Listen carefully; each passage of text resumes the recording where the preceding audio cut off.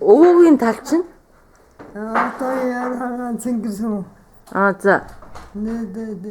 Дээд цаас өмгөж. Дээр үдэ цагаан сүм гэж байсан юм уу? Дээд байсан магадгүй юу таа. За. Дээд.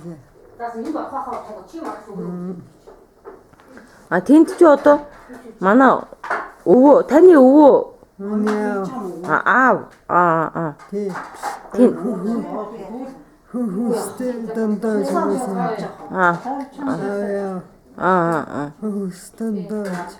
Хөх үст дондоо юм уу?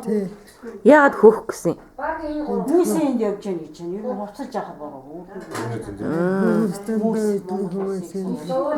За. Яа алуулаа байсан. За томоо юм өмсдөө. Томоогийн дээл нь хаана. Одоо ууч юу гэж томход өгсөн.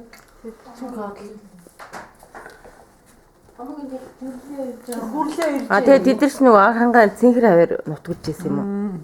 Цэнхэр. Одоо энэ цэнхэр дээд цаас өмгөжсэн аа.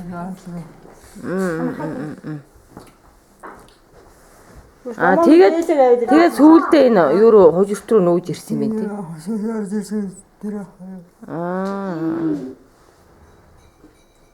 Хэдэн оны үед байсан юм бэ? Тэр үс дондоо гэдэг хүн ч одоо хэдэн оны хүн бэ?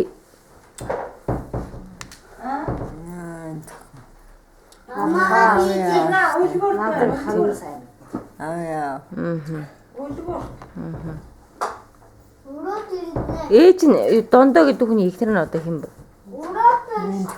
Мэдгүй.